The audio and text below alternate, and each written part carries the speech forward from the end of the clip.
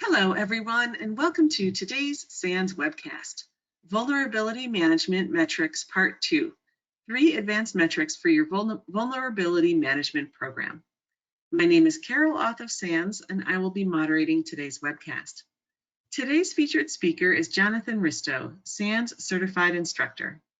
If during the webcast you have any questions for our presenter, please enter them into the questions window at any time. Please note that this webcast is being recorded, and a copy of the slides and recording of this webcast will be available for viewing later today and can be found on the SANS registration page. And with that, I'd like to hand the webcast over to Jonathan.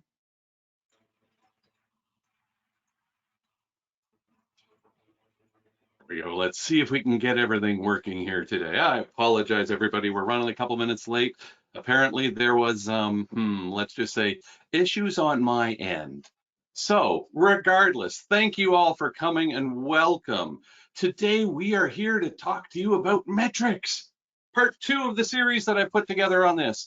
Hopefully you're able to attend the first one, but we'll cover a little bit of information about that in case you weren't there. Just give you a recap on it. But what we want to cover off for today, just give you a quick overview of the agenda, tell you who I am, what's going on, and what I do for a living, why I'm here. I will do, as I said, a brief review of the metrics that we covered off in part 1, just highlight them with a one-liner about them. Then what we want to do is talk about the advanced metrics today that I think are relevant and are important for us inside our vulnerability management programs. And those are mean time to resolve, our average exposure window, and our vulnerability reopen rate. 3 metrics that are advanced metrics that we can use inside our program. Then I'm going to talk a little bit about presenting metrics. And if the demo gods do not curse me any further this morning, I'm going to show you some examples of 2 different kinds of systems of how we can see metrics and allow our partners to come in and get access to the information they may need to be better able to deliver on the remediation efforts, as well as us as vulnerability management program analysts or managers or the directors, even CISOs, what type of information we may want available to us and show how all of that can be put together. So hopefully that'll work. If not, I do have a couple of screenshots I can talk to, and then we'll open it up for questions, and hopefully we'll make it into the questions and be able to answer them all. I know in our last webcast we had lots of questions, so I even wrote a blog with answering all the extra questions we didn't have time to. So we'll see where we get to. But on that front, who am I? Jonathan Risto, this funny guy standing on the screen in front of you. I currently work for the government. I do cybersecurity research work, program implementation, and working security engineer on some technical projects that we have, trying to deploy all kinds of different things. So that's where I work, that's what I deal with. I've done publications on vulnerability management as well as cyber automation, and that's where I tended to focus my time related to the research work. I've also been security operations prime. So for those of you that play the whack-a-mole game, yes, been there, done that, bought that t-shirt, played it for 3 years, doing the incident response, forensics investigations, all that fun stuff. Great time, really does a good job at killing your weekends though. Hoy. Prior to that, I worked for 11 years at a large national telco, started out doing LAN, WAN, and MAN network design and implementation, moved into service development, and started focusing on security before I left and went to the government. I do hold a master's out of STI, so you can see a bunch of my papers posted out on the SANS reading room from my STI work, as well as some that I just, before that, said, hey, this will be fun, let's write a gold paper. Yeah, some of them are related to components that would be relevant to vulnerability management, specific on how to get some software asset inventory and auditing software inventories. 2 papers, you can take a look for those if you want. Have been teaching for SANS for about 10 years. It's been a very long time. Came up through the process that they have. Currently a certified instructor and co-author for the Management 516 class, Managing Security Vulnerabilities, Enterprise and Cloud.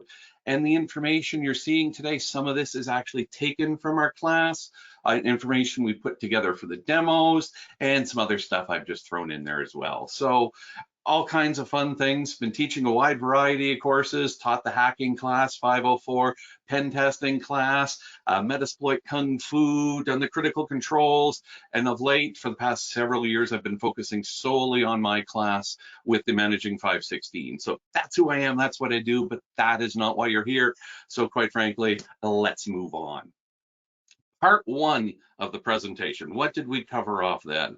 So in the first webcast, and in case you haven't seen it, feel free to go back and listen. There's lots of good info. We covered off 5 metrics that we felt the basic entry-level metrics that we should all be measuring as part of our programs. First one was related to coverage. And with coverage, what we said. Right now, I'm starting to take stuff down. So. Okay, sorry, I was hearing some feedback on my mic. Coverage. So let's actually see what we have in our environment. What are we actually scanning? And some of you are probably thinking, and I know they were on the call as well last time we gave the webcast, I have agents. Okay, yeah, sure, we got agents. That covers some of the environment. What about the things where we can't put the agents? We have so many assets that we actually cannot put them on. Think of your routers, your switches. Oh wait, those multifunction printer devices. Yeah, can't put them there either. There's a lot of elements. So let's make sure we understand the coverage, both agent and non-agent systems in the environment. Going to help us see and understand the true extent. Do we have our visibility across the whole organization? Scan frequency ties back with the coverage. Yes, agents, we can get them, or querying through the API. Maybe I can get that info every 30 minutes, but it's the other elements that we have in our environment. How often are we scanning them? Starts to help me tie into those exposure windows we're going to talk about today. Coverage ties into those too. But even with the scan frequency, starts to let me know just how long of a risk I have, or I'm able to check for the risks inside my environment. When I was the Operation Prime, we did our PCs because we were all network-based discovery. It was on a 6-week cycle. You can have a long window. So understanding your scan frequency gives you a holistic view about really how long it's going to take me to find some of the problems. Open critical, we want to know where are those big problems inside our environments, because yeah, they're the big problems in our environment. So understanding where they are, how many we have, we're going to want to have that as part of our basic and starting metrics that we want to look at. So we really do, again, tying back to risk. We also talked about we should measure our closed vulnerabilities. And you're thinking, wow, closed vulnerabilities? I only care about what's open. Yeah, well, the closed vulnerabilities will help you show how the program's moving forward, is why we said we needed that. And finally, exclusions. We all have them.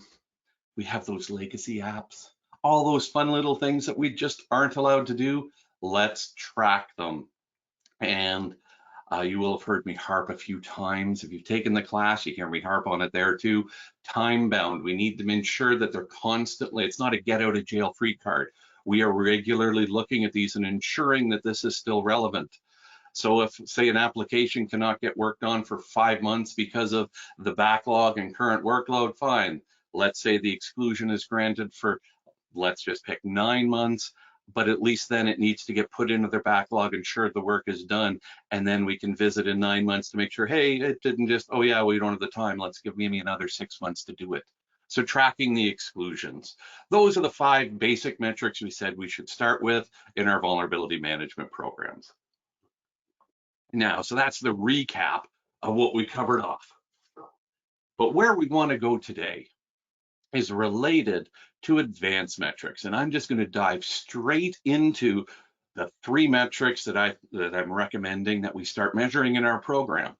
And with these, you're going to see that they aren't always the easiest to try and figure out, calculate.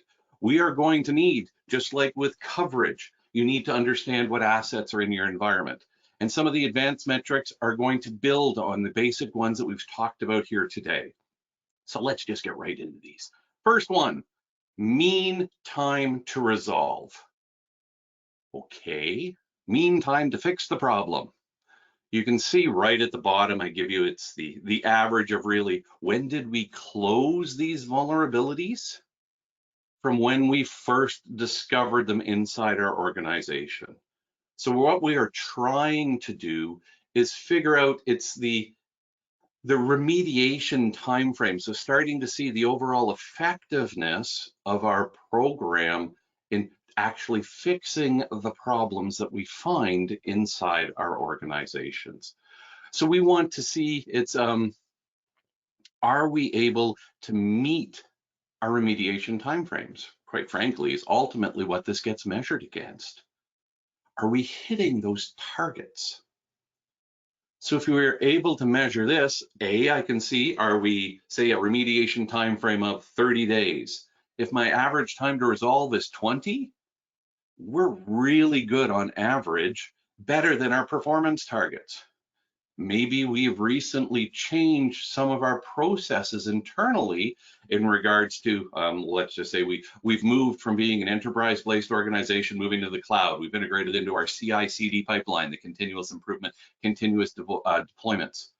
So that's how we're able to shorten the time. Maybe it also dictates we should look at our remediation timeframes, because at least if we've changed what we're doing in the organization, reason why we set those timeframes to begin with might not be 100% accurate anymore. Maybe the reasons, restrictions, caveats that we had in place that dictated that, the situation has changed, so we can look at that. But this is going to help us understand the effectiveness of our program. So that's one reason why we recommend mean time to resolve. Also with this, as we talked about in the last webcast, this you can measure both at high level from the program, but most likely since we've moved into the advanced metrics, we also have a better handle on the data that we have inside our environment from the vulnerabilities management program as a whole. We're going to have more context. And for those that have taken the class, you will have heard me talk about context regularly, the extra information we can tie in with the vulnerability program. So it's going to get more granular than just overall for the entire program. You can break this down by to check to see if you're being effective with the remediation targets against your critical, high, your mediums, your low, as an example. We can also start to break this up across the different segments and groupings that we have inside our organization. So let's give an example of business units. So I could say the mean time to resolve that's happening in engineering, inside IT, what's happening in the sales organization. So as I like to term it, chop and slice the data up into different formats, it can also highlight potential problems. As an example, mean time to resolve for most of the organization, if you have it broken up by business units, may show that, hey, let's say it's at mean time to resolve for critical vulnerabilities, let's say it's 20 days. Across the organization, business units are mostly in line with that, except for one. We're seeing one of the business units is a lot higher, say it's 30, 35 days. Okay, why is that one unique? It's going to help to highlight maybe which parts of the organizations we have challenges with. Maybe it's showing divisions or subsidiaries where some of their processes might be not as automated as elsewhere. And maybe it's just as simple as, let's pick on sales. They're not in the office, they're actually out doing the sales job. So maybe that's the reason why that business unit is higher, but it starts to highlight the data. So we will break it up, I would recommend, into more granular units. And it does depend how your organization is set up. Is it by business units? Do you do it by divisions? Are you handling it centrally or even decentrally? Are you reporting on this for the 17 different groups that are working on vulnerability management in each of your divisions, and you're the holistic governance oversight component reporting on it for all of the organization? It all depends how you're set up, how you'll want to break the data up. But that's mean time to resolve. Next, let's see where we go next. Average exposure window. First, when you think about this, might be going, hold on, is this not the same as what we just talked about? Because if it's, I'll flip back, and I apologize for the slight flash on the screen. This was mean time to resolve we just looked at. Now you're saying average exposure window? isn't this the same? Actually, it isn't. And where the variance is here is that it's showing how long overall. It's not from when we first found it till we first remediated it. This is showing when the vulnerability is first known in order until we remediate it. It's a different measure because let's go an extreme case. It's out for 10 days, I find it, and then I'm able to remediate it in 3. My mean time to resolve would be 3 days, but my exposure window is 13. So it's going to contrast and show the effectiveness of the program of finding the vulnerabilities when they first come into the environment. And the reason for this, as I mentioned, maybe we are deploying scanners in agents in a lot of our environment. So that's great. And this exposure window from when it's released until we find it, hopefully is small. But there is going to be the delay from, okay, when do the rules actually get written, pushed out to my scanner? When does the scanner push the rules out to the agents? When are the agents actually able to check, report the information back in? So there is a lag there. Hopefully it's small. But for the rest of the devices we have in our environment or alternate scanning methods that are being done than agents, we need to be able to look and see just how effective we are at finding the problems and truly understand the risk to the organization from when it's released, notified, information is available about the problem till it's actually resolved. Another place where this comes in helpful or the agents may or may not be useful for you is what if you're thinking about your applications? How am I actually dealing with the application vulnerabilities for code that we are developing? I'm notified about a problem. Okay, great. Now we feed into the pipeline. My agent doesn't tell me when it's there, when it isn't. I've been notified about it. Great. But then how are we actually tracking through? With the application's exposure window, probably is going to end up being a little close to what our mean time to resolve is. Because in most cases with our own and custom in-house applications, the problem is told to us in some format, or say it's the pen testers, or the web app front end is scanned and it's actually found the problem. So it happens at that point in time. But also, maybe that problem has been there since the release went out 6 months ago. So being able to understand how long it was there even before it was known, I find helpful for me running the vulnerability management program. So that's why the varying type of information and architecture and even services, features, functionality, be it application, cloud, our classic enterprise infrastructure, all of these are different parts of the organization that work together. And then I'll even throw another one at you. What about those configs? The configuration management system that we love to hate and hate to love. We have to understand and realize what's happening in all aspects of our program. And then, hey, let's actually tie into people and processes. We've seen abuse of processes. Example I give in the class, it's public information, but 2 brothers who took advantage of Nordstrom. This was probably about 10 years ago, between 9 and 10, but they took advantage of a process issue. Okay, how long is my exposure related to those? And with our metrics, slightly away from talking on exposure window, but overall, they need to be effective in measuring all parts of our program. It's not just the, hey, this is what my scanner is reporting back to me on our cloud infrastructure, or these are what my agents are saying about all my servers in the environment. Those are components, but we need to look holistically across our entire program. So as you think more about these metrics, you're going to see there is variance that can happen in parts and different components of our organization.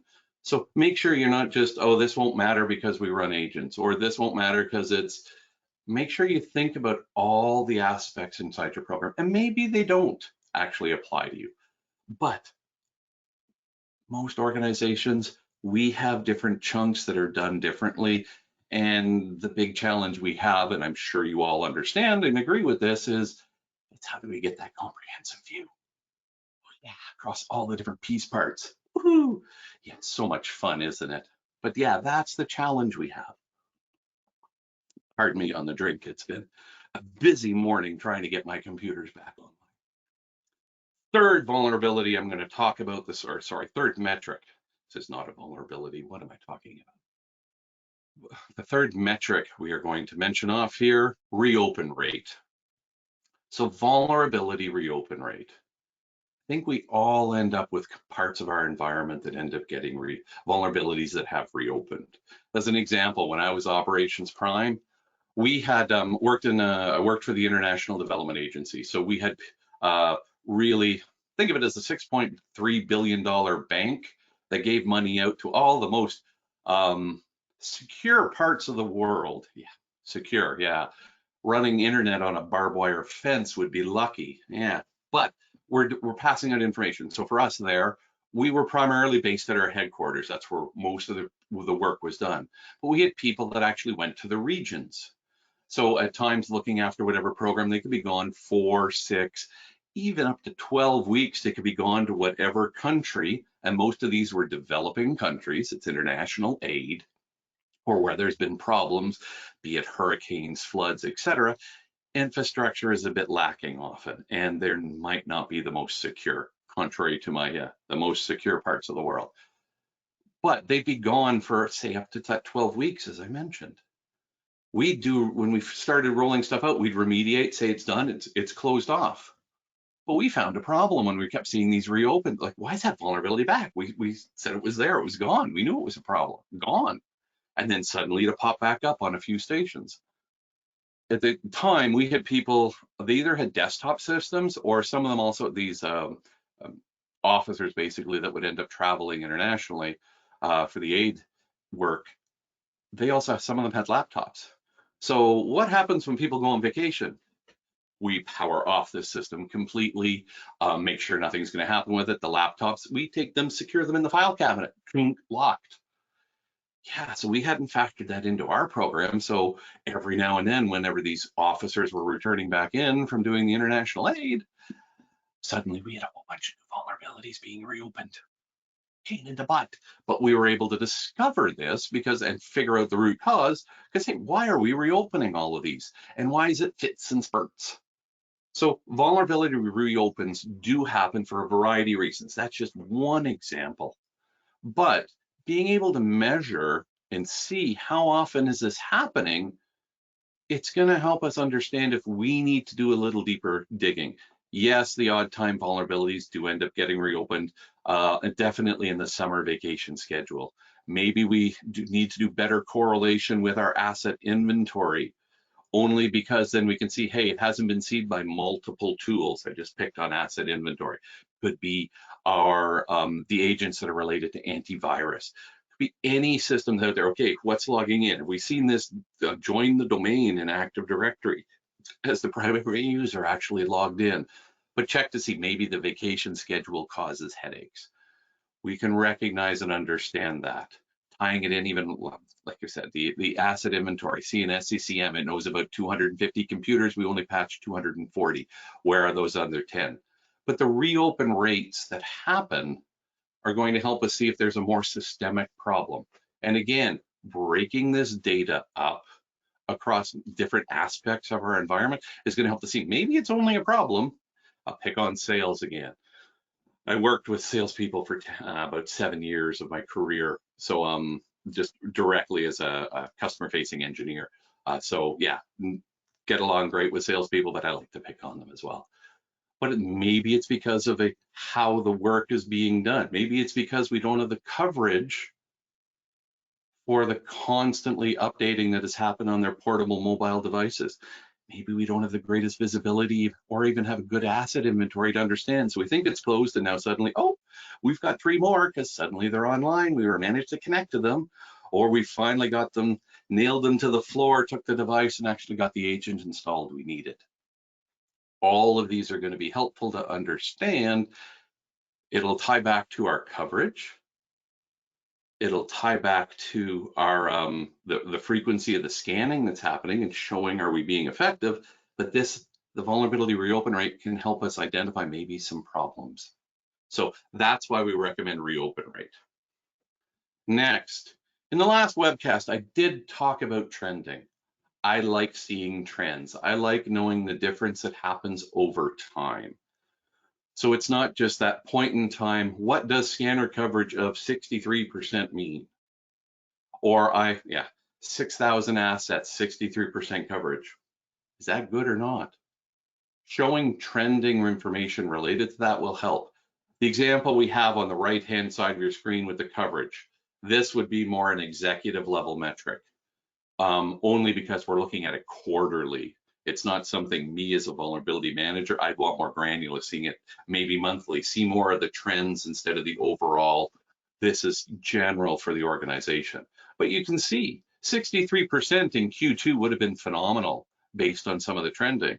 63% in the next quarter, so in Q5, the next one we would be scanning, would be horrible.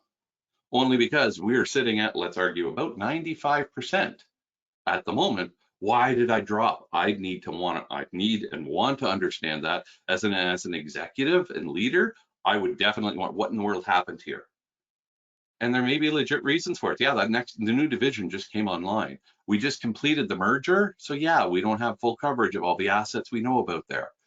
There are justifiable reasons why the trending might show and our metrics will change, but the trending gives me an immediate visibility into it. I can see, hey, I've done great. Over the past year, I've gone from, let's argue, about 15% up to 95% coverage.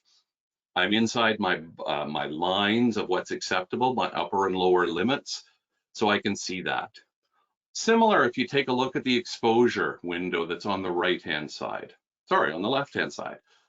Knowing me, I probably got my rights and my lefts mixed up here today. As I said, it's been one of those days.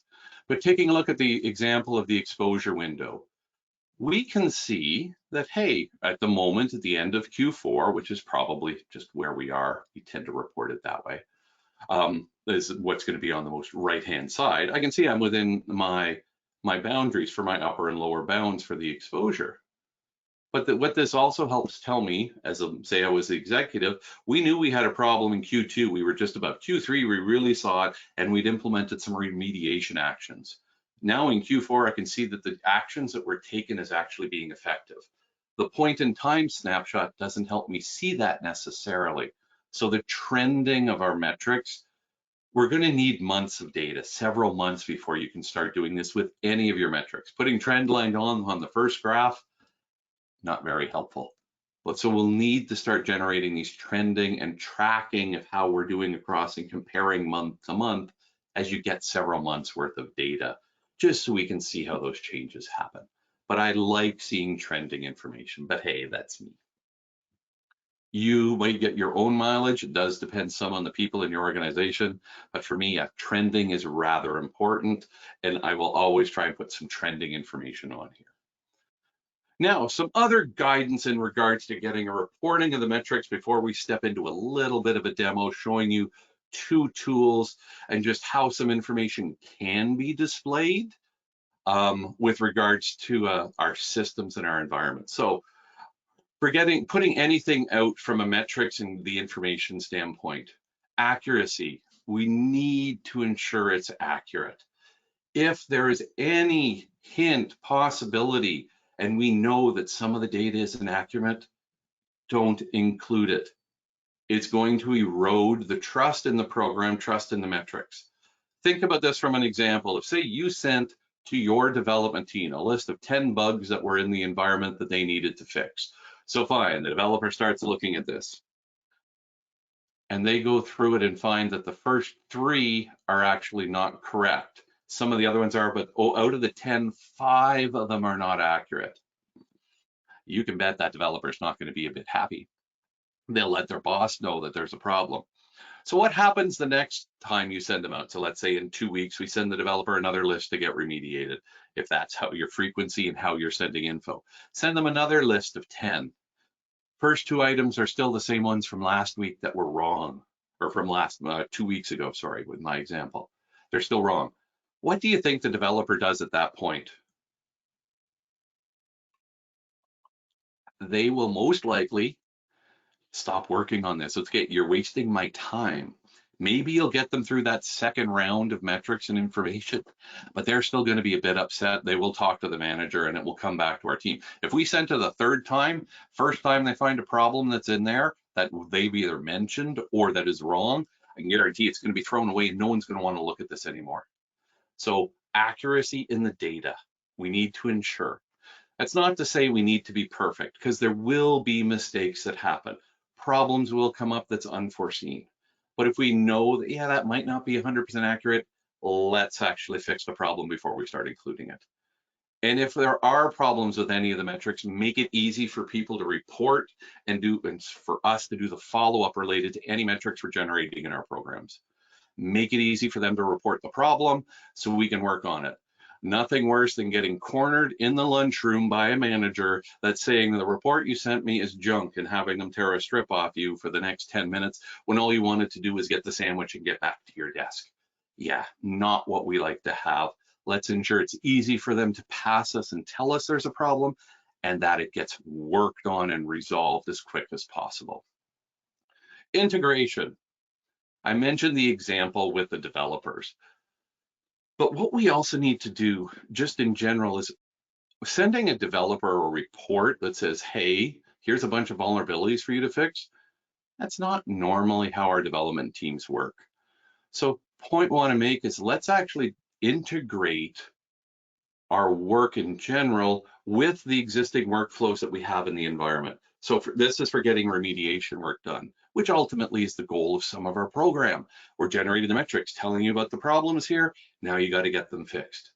Integrate into their workflow. So are we tying into things like Jira, Rally, where they're actually doing their work today? That's where these stories are created for the agile development. That's where they report back in, report things are done, everything's tracked there. Why make them go look at another screen? Similar from a ticketing system. Me having worked off of tickets in the past, even when I was in security and the operations, I don't want to have to look at 3 different systems.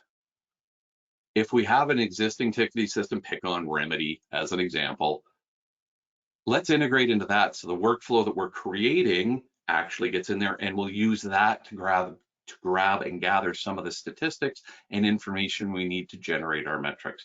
Don't make them log into whatever tool that we are using for vulnerability management, because a lot of them do have ticketing in there as well. Let's not use that. And they're using Remedy. Oh yeah, and over here on this problem, they're using this tool. So they end up with 5, yeah, because we end up getting missed. So integrate into here. If there's no native ability to integrate out of the box, let's leverage the APIs, get it developed so we can actually tie into it. Yes, there is a cost associated with it, but it's going to make our program run that much better. And it's going to give us more data to help generate the metrics. So it's a win-win for everybody. Finally, consolidation. We want to make sure we're pulling all of this together. Do you have the back-end data warehouse, data lake, whatever you call it? Let's try and pull our data together so it's comprehensive. And I'd also argue this for some of the dashboards that we're creating and or metrics we create and say we're sending to the senior leadership team.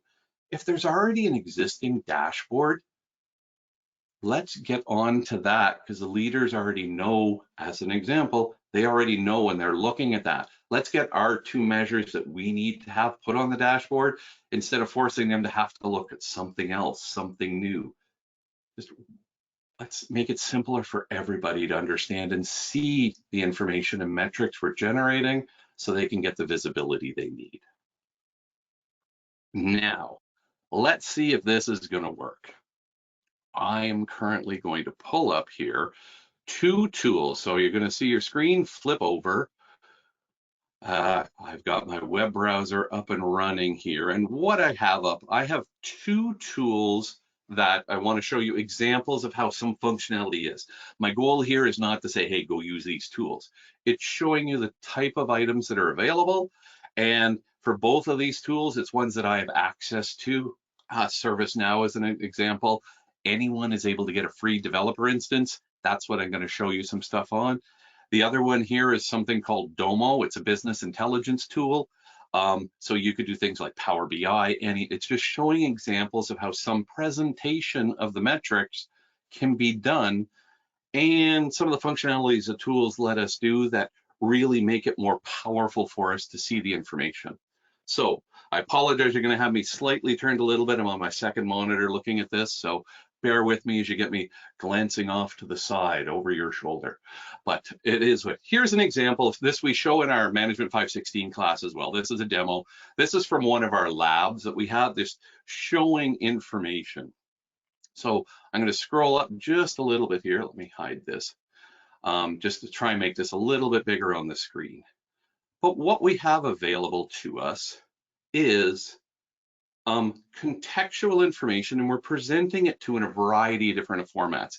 Here you can see I've got a bit of a heat map at the top. I'm getting numbers in some of the others. I got bar graphs and I've got charts. I've got pie down at the bottom. But thinking about it when we're generating the metrics, having just a plain number like we see here in the example, the big fat 0 on the screen, which is vulnerabilities on recently updated systems, through to like where we have duplicate assets, those just numbers. Sometimes that for presenting the information is useful and helpful. But at other times, it might be better to go a bit more graphical. And what you can see in some of these tools, and you'll see it in both of them, is I'm able to drill into some of the information. We call it drilling and stacking and stuff like this. But what we have here, you got this kind of heat map. And the top one here, what we have are the vulnerabilities, and we've grouped them together by department and class. So here, actually, I'm going to just make this a little bigger from just this general, so bear with me one second. Let's get my right commands going here to try and make this a little bit bigger. And actually it might be easier for me just to drill in and go specific into this one. So this is the heat map as an example. But you can see I can see my total vulnerabilities, but I can also see them across my different parts of my departments. So I've got IT, project management, HR, all the different ones. And you can see here, I've got the different classes of vulnerabilities. And something else that's interesting I find for presenting is these more dynamic charts. Instead of printing that PDF off, throw it over the shoulder and throw it over the wall at them and say, hey, here's a static report. You can see as you're moving the mouse over, it starts to highlight things. I can click on any one of these to get the information. So here I clicked on, what is this? It's done the filtering for customer support equals to computers. Now I'm getting into seeing all the data. Another interesting thing here, I'll highlight, you can see I get that I can also highlight off just by what I'm seeing on an entire class, so I can see them across all the departments.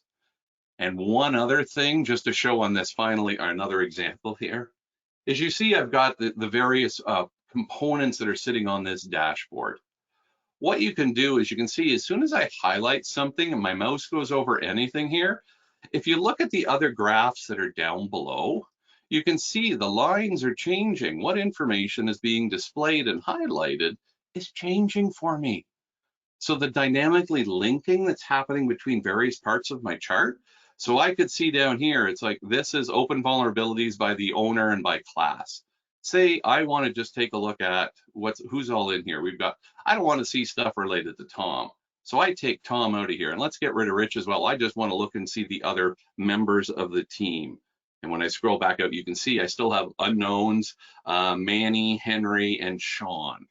But you can see the rest of the chart is dynamically updated as well. So I can now see the impact of my changes here across all my presentations. So I can see without Rich and Tom's, their remediation system ownership work, I'm down to 5,000 vulnerabilities, and they only cover these assets in the environment. If I get rid of Sean, I'll see that top chart changes down to just Windows servers. So now you know that, hey, Manny and Henry probably just look after Windows servers. Or Sean just does a whole bunch of work because he's covering everything else.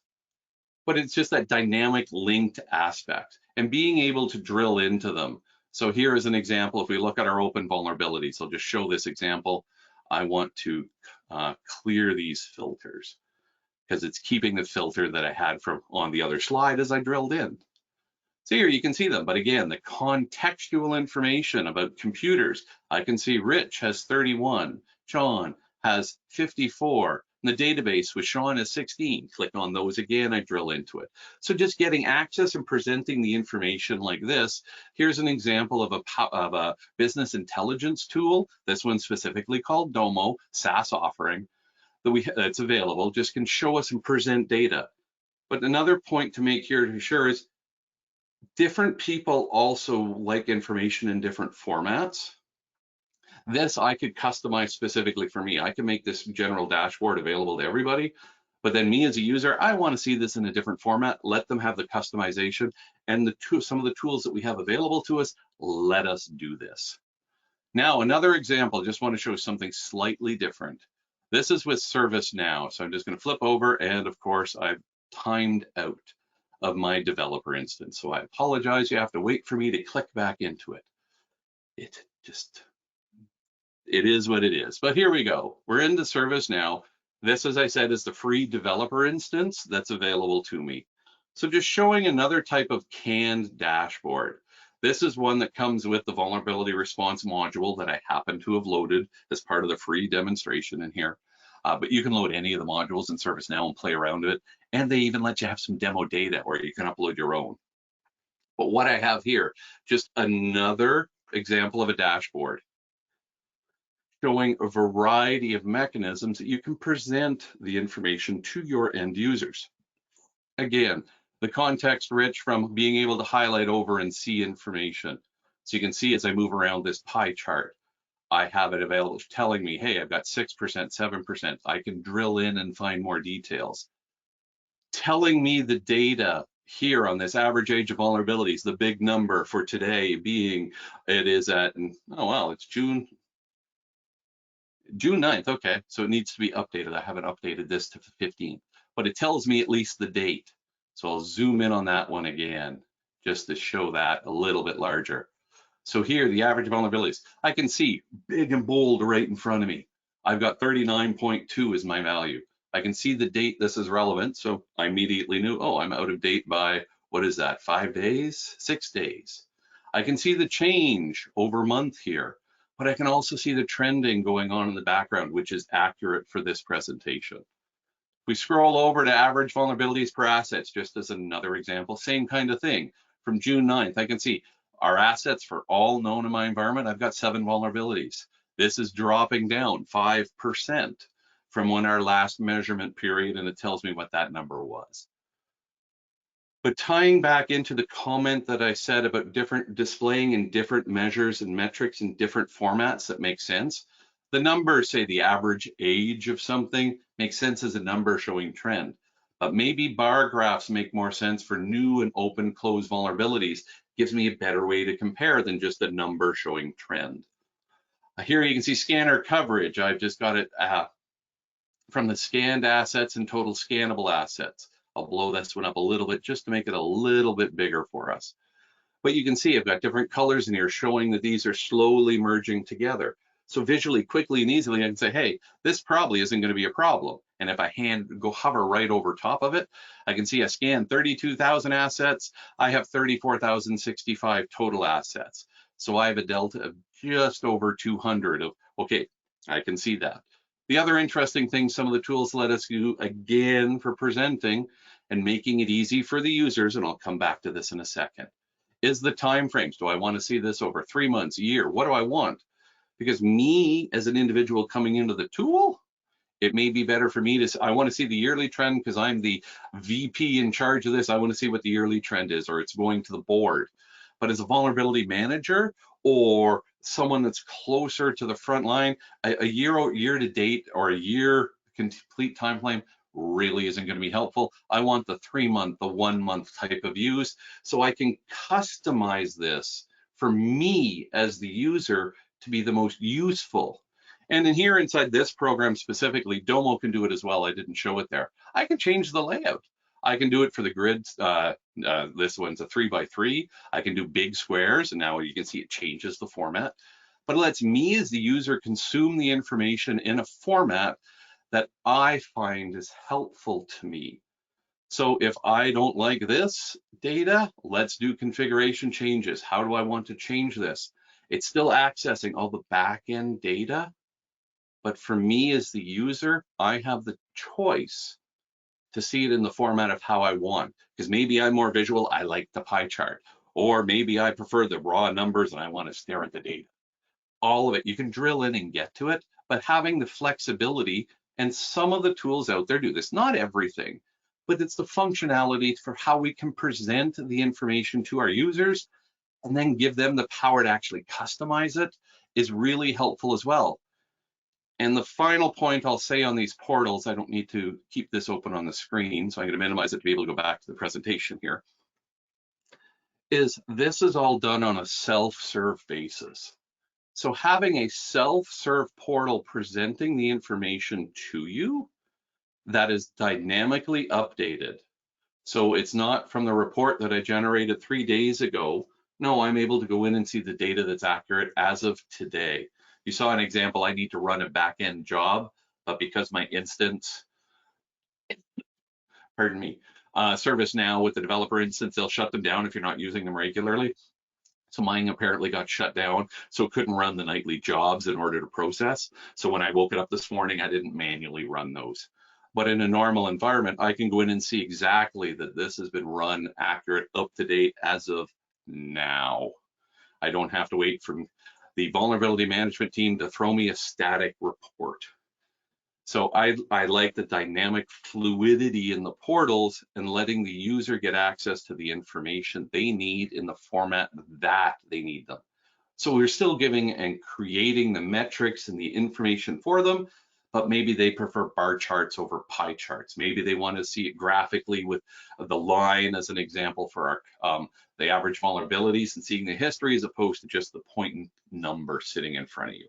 But it's all how we start to package this together, and ultimately it's layering on the contextual information that we have available to us.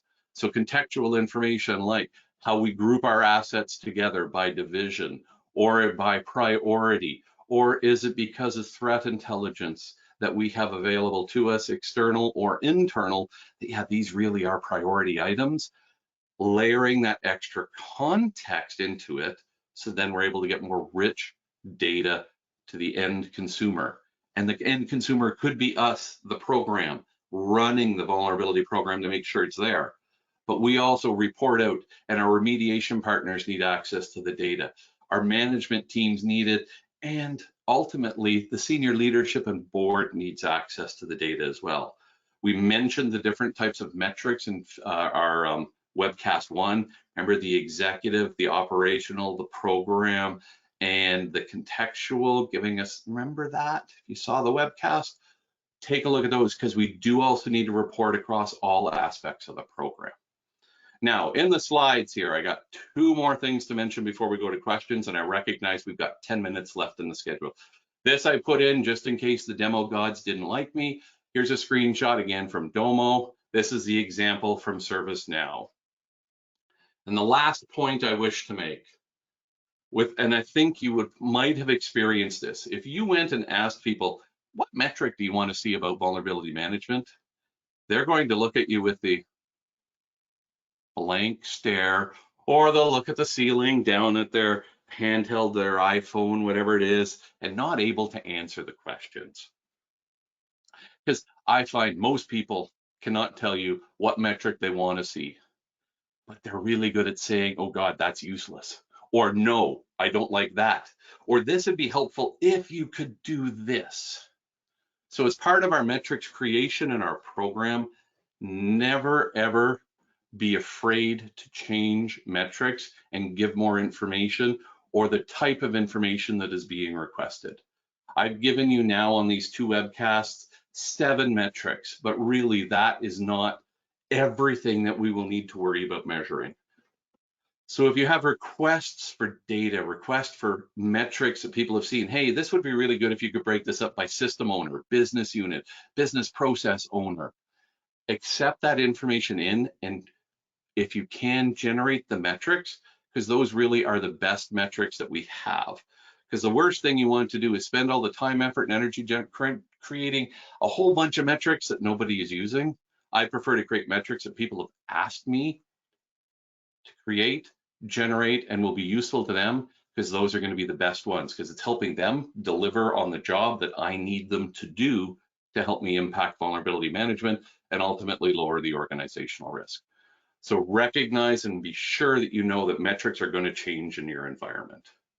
Now, what you saw at the start, which I think might have been up there very, very quickly because I was technically challenged was all the different cloud curriculum courses that we have, and we're part of that with the Management 516.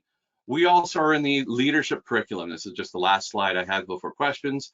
Wide variety of courses that we have available on the management front. And because I'm in the cloud, I'm in the enterprise, I'm setting up programs, we're lucky enough, I'm in cloud curriculum and the management. So this is just a list of all the other courses. But regardless of that, two things.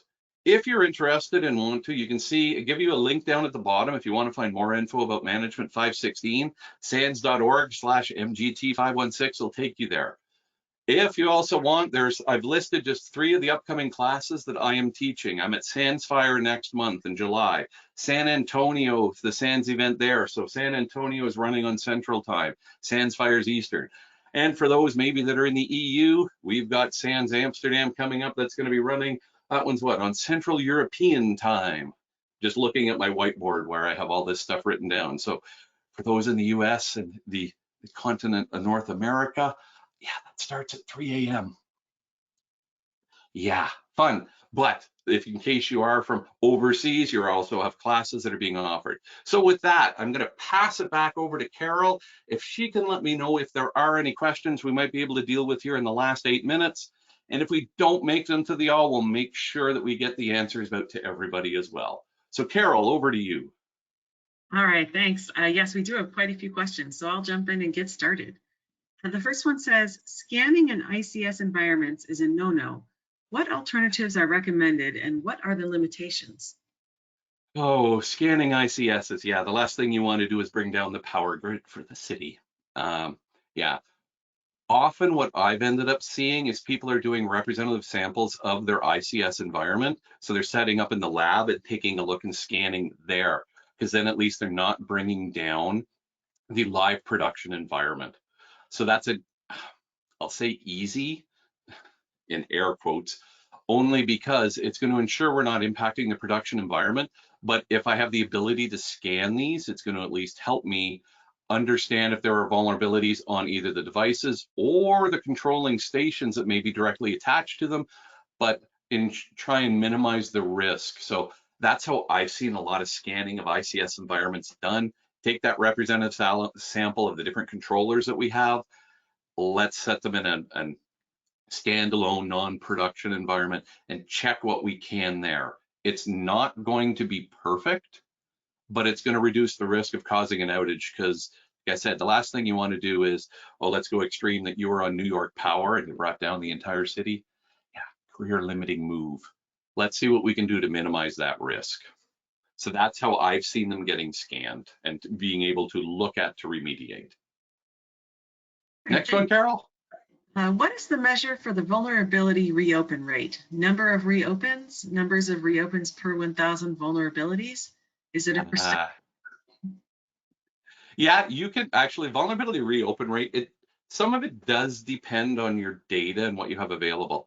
When I first started looking at vulnerability reopen rate, we just did it on pure raw count because it was a lower number. But over time, you might end up, say I'm measuring the vulnerabilities that have been reopened in the past month. But you could also get into, depending on your organization and how frequent, you could get into the averaging of that. So over the past month, or the average per 1,000 units, as you said, the reopen rate is X. Well, you can break it up multiple ways, but some of it ultimately comes down to, what is my organization? If you're a small business, let's argue 100 devices, I would hope you don't have a high reopen rate that you need to worry about trying to average it out across all your devices. You should be able to go with probably a raw number. But let's pick on companies like, oh, let's just go extreme, like the federal government with how many hundreds of thousands of devices.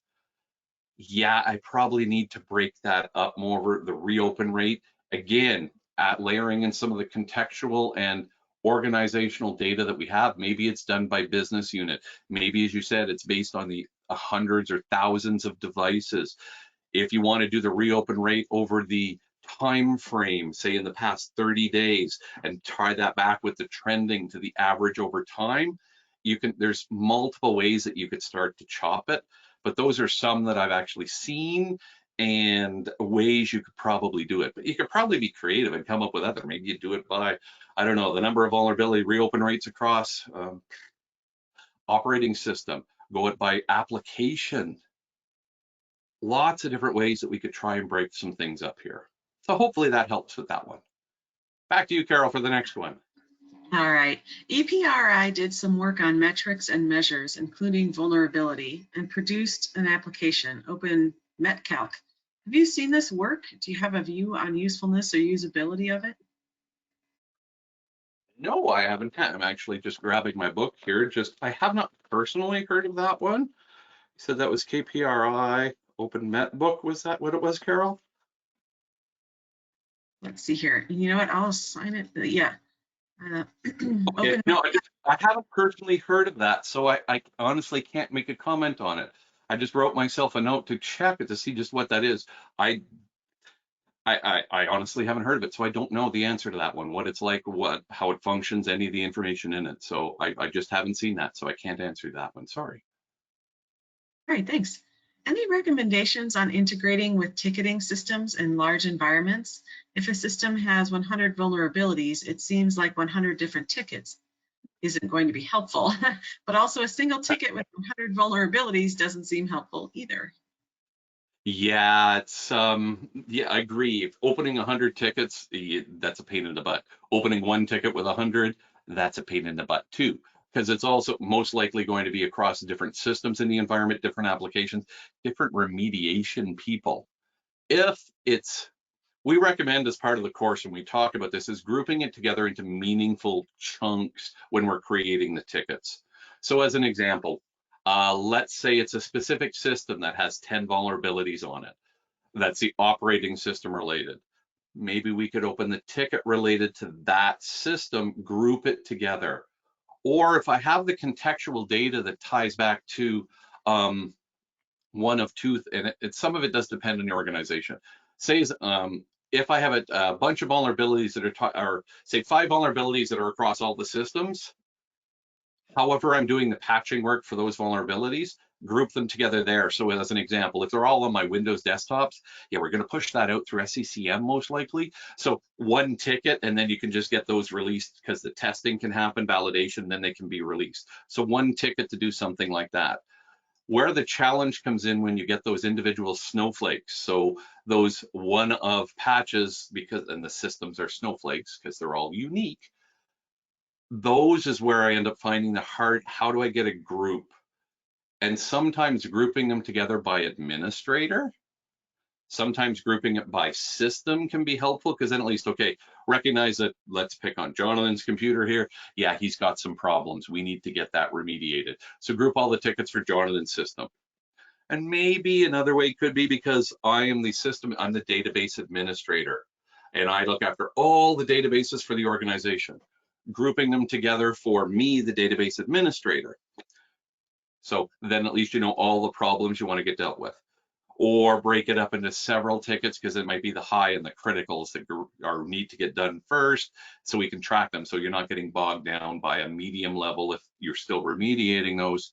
So grouping them into meaningful chunks. And something else we talk about in the class, I'm not going to dive into it. I've done a webcast on this before, talking about this before, but things we call solution groups.